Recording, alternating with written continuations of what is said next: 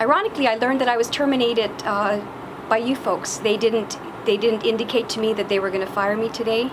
I presented my defense to the report. That was what I had asked, so that it could be on the record. And that was where it ended, with me presenting my defense. Mary Torres spent more than an hour behind closed doors during the Port Board's executive session today. Afterwards, the meeting was reopened to the public. A motion was quickly made to move Joanne Brown from an acting capacity to the permanent general manager's position at the Port of Guam. The board unanimously voted today to make Joanne Brown permanently the general manager for the Port Authority of Guam. Has Mary Torres been relieved of responsibility? Mary Torres is no longer the general manager for the Port Authority of Guam. Was she fired voluntarily, or did she resign? Mary Torres is no longer the general manager for the Port Authority of Guam. Torres read a lengthy statement to the media following her termination. The board chose to dismiss me from my duties based on a report prepared by legal counsel that is filled with inaccuracies, distortions, and poorly reasoned legal conclusions. But most of all, however, I'm appalled and saddened that 6 employees, most of them longtime members of the Port family, have lost their jobs as a result of a politically motivated investigation. Torres explained that she was summoned to Adelup to meet with the governor's chief of staff, Frank Arreola, on November 29th. The chief of staff stated that there was a report prepared by the legal counsel for the Port concerning a claim for workman's compensation filed by a Port employee, which implicated me in misconduct and potential criminal activity. The accident involving the employee occurred months before I started working at the Port. Torres said Arreola gave her 3 choices. He told me in no uncertain terms that my options were to go to GVB, resign, or be fired by the board. I challenged his logic about having me move from one government agency to another if I was involved in any misconduct. Agreeing to transfer to GVB or resign from the Port would also suggest that I concurred with the report's findings, which I was not prepared to do.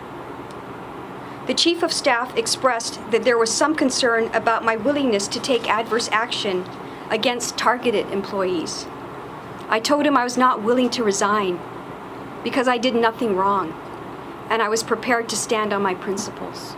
Torres said she was told to fire 6 Port employees who were subsequently fired yesterday by then acting GM, now permanent general manager Joanne Brown. PNC News has confirmed with Port Oversight Chair Senator Tom Adda that the 6 employees are Vivian Leon, Corporate Service Manager, Francine Rocio, Personal Services Administrator, Bernadette Stern-Meno, Port Marketing Manager, Jose Jojo Guevara, Controller, Josette Javalosa, Program Coordinator, and Francis Arreola, Personal Specialist. Torres said she refused to fire the employees based on a legal report prepared by Port legal counsels Mike Phillips and John Bell, which she called a distorted and inaccurate report. On December the 4th at 5:42 p.m., I received legal counsel's supposed findings of fact and conclusions of law, which were filled with inaccuracies, distortions, and poorly reasoned legal conclusions. Legal counsel did not even bother to interview me or seek clarification on any matters. Torres said that the legal report was a politically motivated report aimed at one Port employee in particular. Torres did not say who that employee was, but PNC News has learned that it is Bernadette Meno. The findings of fact and conclusions of law were obviously drafted with the intention of reaching a predetermined result, which was not surprising because the employee who was seeking workers' compensation was perceived to be a political enemy of the governor, allegedly responsible for altering the Calvo Tenorio platform known as Blueprint 2020. In fact, the Chief of Staff directly told me that this entire exercise was all about getting this employee fired, and that I, in his words, was collateral damage. During her statement, Torres was surrounded by her attorney, Pat Seville, and her husband, Justice Robert Torres, and her brother, former Governor Felix Camacho, both powerful leaders within the island's Republican Party. Remember, this administration is up for re-election, and I find it interesting that he is allowed,